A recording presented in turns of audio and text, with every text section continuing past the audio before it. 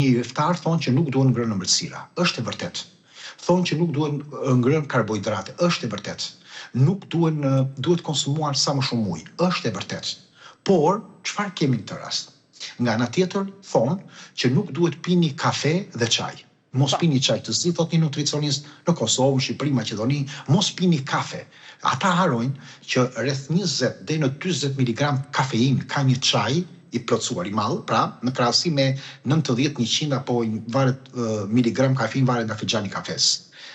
Dhe nuk është ky problemi, sepse edhe studimet e publikuara tek Kolegji Amerikan i Sportit dhe Medicinës, që është një nga organizatat më prestigjioze në botë fushën e fiziologjisë nutricionale të sportit, ka treguar që konsumimi i moderuar i kafeve dhe i çajrave nuk shkakton asnjë lloj dehidratimi klinik. Madje te sportistët, madje te shumë suplemente, tek aktiviteti është futur madje edhe kafja.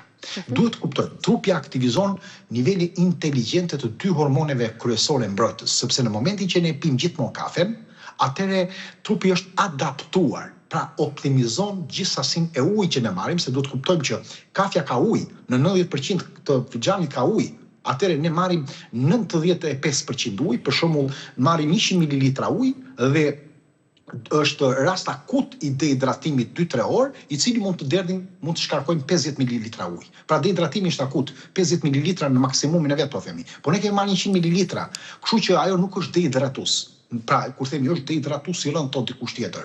Ndodh dehidratimi kur ne kemi ders, kur ne kemi diare, kur nuk futet në qelizë, dhe ky është një problem i madh. Nga ana tjetër, hormonet si HDHD-ja, që quhet hormoni antidiuretik dhe aldosteroni, rrisin ruajtjen e lëngjeve dhe stabilizojnë presionin e gjakut. Pse? Po shikoni sportistët, luftojnë dhe punojnë ose bëjnë një aktivitet sportiv që zgjat 1 orë.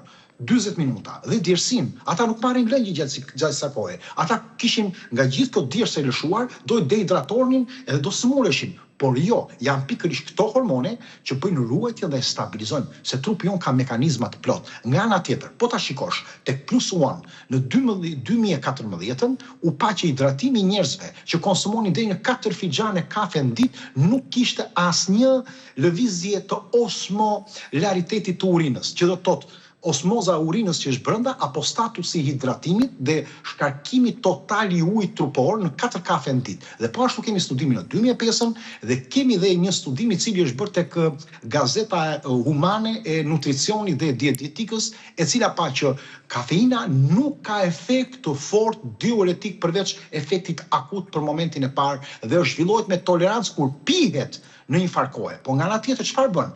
Kafeja është një ilaç mjekësor, sepse mban gliceminë në kontroll, rregullon proceset e tretjes, rregullon proceset në mëlçi, rregullon uljen nivelin e stresit dhe të inflamacionit, rrit performancën mendore dhe energjinë. Njeriu e ka të nevojshme konsumimin e kafes. Dhe nga ana tjetër është mbrojtës i rregullimeve neurodegenerative të sëmundjeve si Alzheimer, Parkinsoni, depresioni. Dhe këtu kemi deri tani vetëm për një pikë nga këto 13 studime pa hyrë në studimet e tjera.